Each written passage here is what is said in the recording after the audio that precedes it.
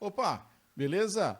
Vamos lá para mais um Responde aí, Neto, selecionando perguntas até do Twitter hoje. Peguei duas lá do formulário, peguei mais dois comentários e também peguei uma do Twitter. Então, se você quer mandar sua pergunta, comenta algum dos vídeos, comenta nesse vídeo, nesse episódio do podcast lá em Fala Neto, me manda no Twitter, @netomarim, ou vai no formulário que eu coloquei, tá aqui na descrição, tanto do vídeo quanto no post do episódio. Beleza? Vamos lá. O Lucas mandou assim: Neto, talvez seja uma pergunta genérica demais, mas no geral, quais são as principais características que o Google busca em programadores?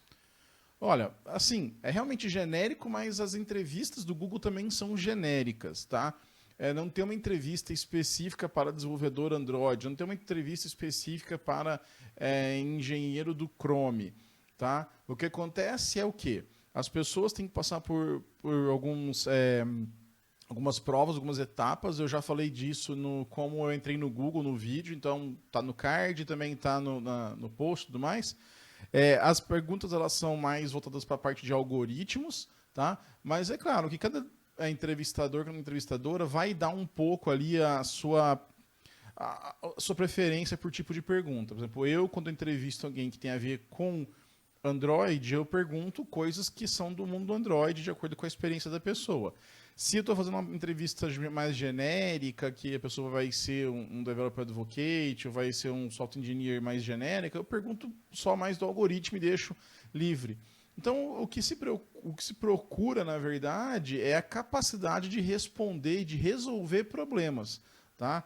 De você saber como raciocinar logicamente, de você entender como se usam as estruturas de dados, qual que é a melhor estrutura de dados para aquele tipo de situação. E nisso, assim, então também algumas coisas que a gente avalia, ambiguidade, se a pessoa faz perguntas, se ela entende o que está acontecendo, se ela evita os casos de fronteira, né, os edge cases, enfim, todas essas coisas são pensadas, mas é realmente mais como uma pessoa que entenda do que está fazendo, de como resolver problemas e quais são as melhores opções de quando está resolvendo esse problema. Beleza? Depois teve o Lino Veloso, que ele mandou assim: Neto, de uma vez por todas e com a tua didática. Obrigado. Qual a diferença entre Activity e Fragment? Olha, essa é uma pergunta que pode ser até um pouco complicada em termos de você na prática, de você fazer isso na prática, mas assim, na teoria, é que o Activity é o ponto de entrada, principalmente, do seu app.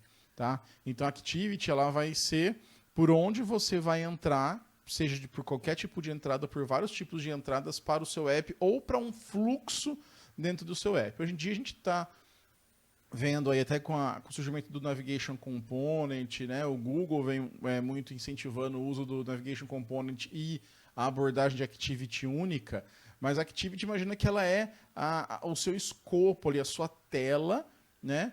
E dentro dela você vai ter as destinations, né? Os destinos que você vai seguir.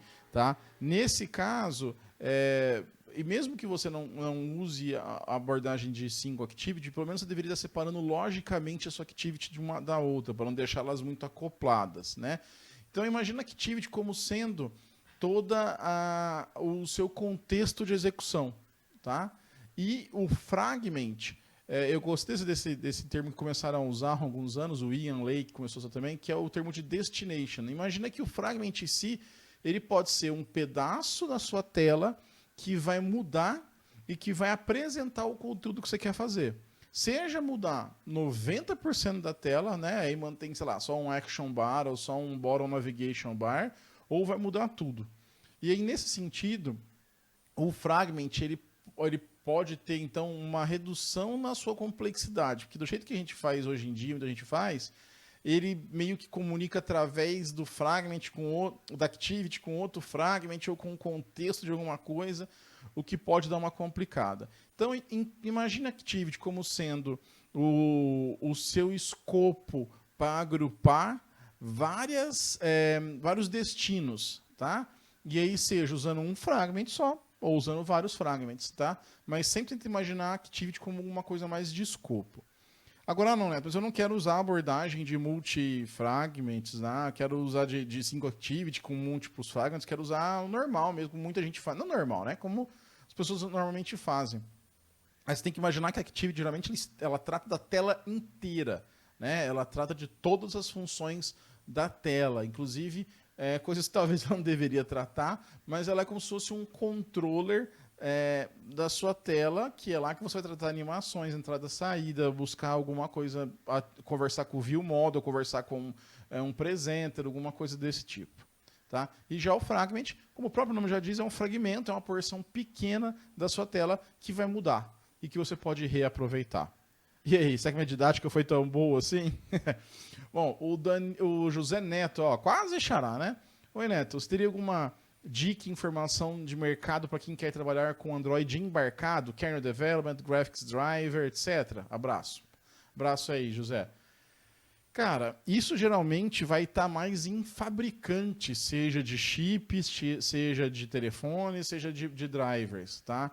Não tem muita noção desse mercado. Por exemplo, eu sei que a Samsung no Brasil tem umas vagas que o pessoal customiza, mexe com algumas coisas do Android lá, né? E talvez algumas vagas de empresas que são mais específicas de hardware, tá? É um mercado muito reduzido, mas ao mesmo tempo eu vejo que é um mercado que tem poucos profissionais. Então, se você procurar no lugar certo, né, eu acho que vão ser gente fora do Brasil, tá? Você em si encontra um mercado de trabalho aí, porque inclusive é uma coisa que eu sei que faltam profissionais, porque a gente vê, vira e mexe algumas vagas, tal, mas geralmente inclusive fora do Brasil, e eu costumo ver essas vagas no LinkedIn, tá? Uma forma de você começar a talvez praticar alguma coisa, tal, é pegar o Android Open Source Project, né, o ASOP lá, baixar, fazer alguma coisa, algum tipo de contribuição e tentar usar isso como um cartão de visita, diria assim. Beleza? Ó, o Danilo Marques fez uma pergunta que até me deu uma ideia de um episódio. Né? Também vi um vídeo do programador BR, do Igor, que ele falou sobre isso. Que é assim, ó. Opa, Neto, fugindo um pouco do assunto desse podcast, que ele comentou no podcast sobre comunidade, né? Qual o teu ponto de vista em relação aos estágios? O que o estagiário deve buscar de uma empresa? O que fazer para aproveitar ao máximo o tempo estagiando? O salário importa? Quanto tempo é válido permanecer como estagiário?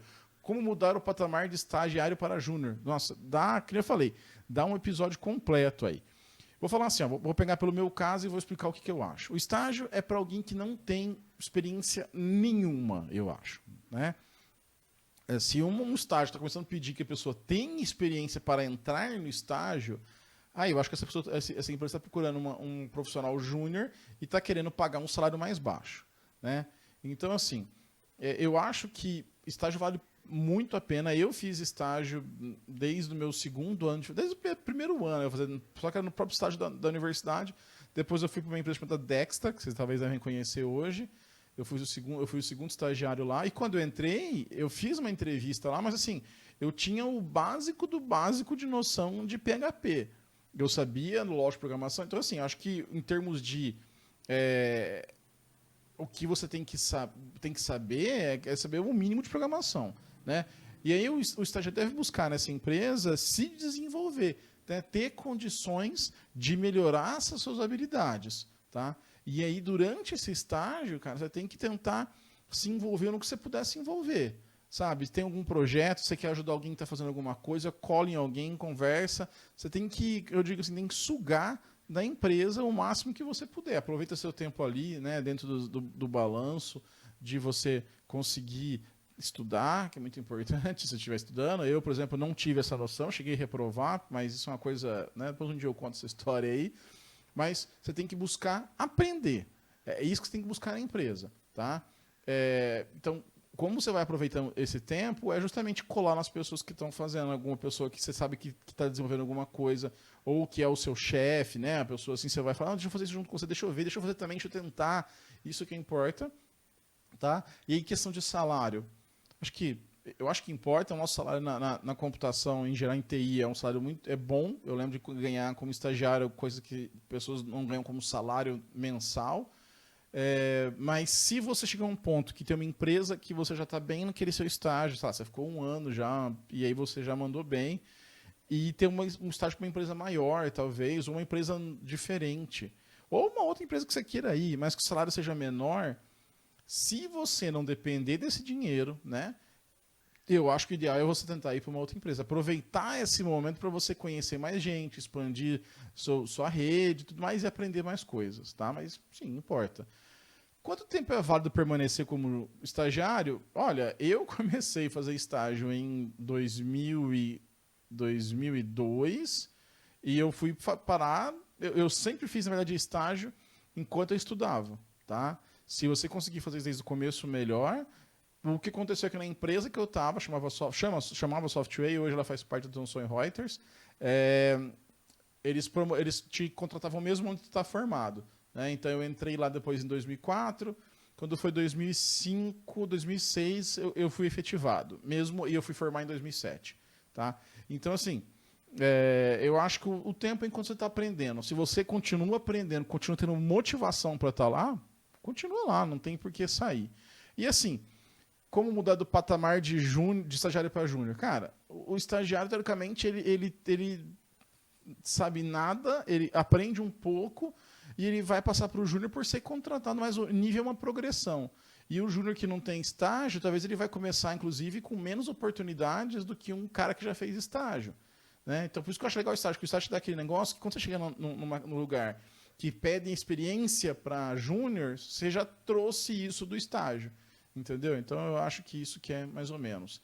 Mas assim, eu vou fazer um episódio um dia só sobre estágio, porque aí eu falo uma meia hora sobre isso. Beleza? Bom, o Matheus, Matheus, pop de música no Fantástico, já em terceiro comentário que aparece aqui. Fala, Neto, com qual frequência você acredita ser ideal praticar exercícios de lógica, como os que temos no Hacker Hank?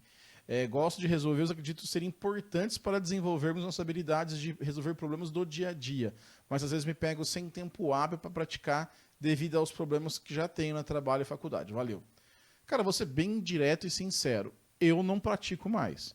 Eu pratico quando eventualmente tem que fazer uma entrevista, quando eventualmente tem que estou estudando alguma coisa que eu quero praticar, desde que eu tenha problemas suficientes para resolver. Então, assim, como no meu dia a dia eu já estou tendo que mexer com APIs novas, aprender coisas novas, criar um exemplo e tal, eu não sinto a necessidade de aprender alguma coisa.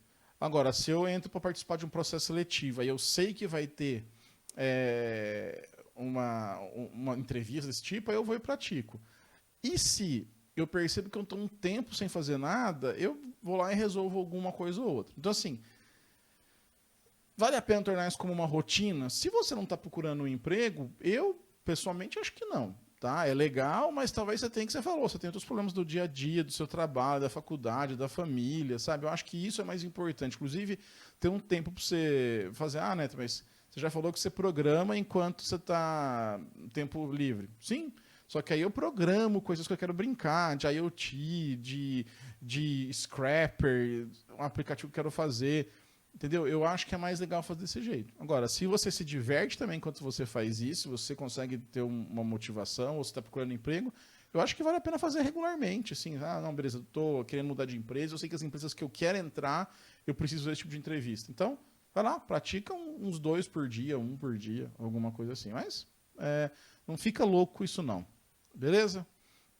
E aí a última de hoje, o Ezequiel França mandou lá pelo Twitter, manda aí, Ezequiel, que não sei se esse assunto, mas queria saber do próprio backstage, roteiro, edição, softwares, equipamentos, publicação, divulgação e métricas. Bom, olha, isso aqui não é o ganha-pão, digamos assim. Né? Então eu faço porque eu gosto de fazer. Então, em termos de roteiro e edição, eu sou bem amador, cara. Eu faço um arquivo no Google Docs mesmo, tá? Eu comprei, vocês estão vendo aqui atrás de mim, né? Eu comprei há pouco tempo, tá aqui. Eu comprei aqui, isso aqui é um teleprompter. Eu comprei isso por causa do curso que eu estou montando, né? De Android Jetpack Architecture. Então, porque aí o curso tem umas aulas maiores que eu quero ler o roteiro, então eu coloco lá. Senão, que nem eu estou gravando aqui, eu estou na webcam e o roteiro tá no meu monitor. Eu estou olhando para a câmera e o roteiro está aqui embaixo. É assim que eu faço. Questão de edição, eu sou tosco, eu sou amadorzão, então eu usava o Premiere, mas com o dólar, né, esse valor não está dando, então passei a usar o DaVinci Resolve. É grátis, é muito bom, é só você se acostumar. E para o podcast, eu sempre usei o Audacity. Eu já tentei Adobe Audition, já tentei GarageBand, mas eu me acostumei com o Audacity e é super rápido, eu edito super rápido por lá. Equipamento, olha, eu queria ter muito uma DSLR, sabe, tinha aquelas câmeras bonitas, tal, não sei o quê. Mas eu uso um webcam, tá gravando em Full HD. Eu tenho até uma outra que tá lá naquele teleprompter que até gravaria em 4K, mas não vejo necessidade para gravar isso aqui, não vejo necessidade, né? Então, e só microfone que eu gosto, ter um microfone bom, é uma coisa que eu gosto de investir um pouco mais. Vocês estão vendo, esse aqui é um Procaster, ele é muito bom, ele tem esse braço aqui também, que é da Rode e tal, não sei o quê, e tem outros microfones que vocês já devem ter visto em outros episódios, que são de acordo com algumas coisas mais específicas. Quando eu vou gravar uma coisa USB, quando eu vou gravar... Então tem que levar um microfone menor, mas esse aqui de mesa é o que eu mais gosto de gravar, né? E publicação, tudo eu faço disso na mão mesmo. Eu tenho o canva.com, uma assinatura lá que eu gerencio, que eu crio os thumbnails aí. Eu publico direto no YouTube mesmo, uso o meu blog é o falaneto.com, no caso do podcast. Eu gero MP3 e subo na minha hospedagem mesmo. E métrica, eu vou ser bem, assim, bem transparente. Eu faço isso porque eu gosto de fazer. Óbvio que eu acho legal aumentar o número de inscritos, óbvio que eu acho legal ver o pessoal participando, mandando pergunta que nem vocês estão mandando. Mas é uma coisa que eu tenho de neura, não, sabe? Eu falo assim, nossa, esse tipo de assunto dá mais view. Né? Até pensei em gravar um vídeo, por exemplo, sobre o tal do GPT-3 lá, da inteligência artificial. Mas, tinha tanta gente falando disso, sabe o que eu vou ter para adicionar de verdade em relação a isso? Sabe? Até tinha, porque um dos exemplos são os aplicativos, mas foi, cara, só por view eu não vou fazer, porque eu ia ter que parar, estudar, eu gosto de fazer os vídeos que eu entendo que eu estou falando. Então, assim, eu não ligo muito. Eu só tento ver o que as pessoas... Eu tento gravar o que as pessoas querem ver e ouvir. Então, não necessariamente é uma coisa que está como que eu falo? Na crista da onda aí, mas eu gravo coisas que o pessoal gosta e que eu sei falar também. Não adianta eu querer gravar uma coisa aqui que eu não entenda, e aí você vai perceber que eu estou falando merda e nunca mais vai voltar aqui para escutar ou para assistir. Beleza? Bom, essa foi a de hoje. Cara, muito obrigado. Estou gostando muito de ver as perguntas chegando, tanto nos comentários quanto no formulário. Fico muito feliz mesmo. Uma coisa que eu ia fazer esporadicamente virou praticamente semanal. Já é a quarta semana seguida, né? Que esse é o terceiro, mas teve o 0. Então essa é a quarta semana seguida que a gente faz o Responde aí, Neto. Então, manda sua pergunta, pode mandar, que nem vocês viram, não tem nada a ver com o episódio, perguntaram sobre equipamento, perguntou sobre estágio. Manda aí, a gente vai conversando. Beleza? Muito obrigado, até o próximo episódio.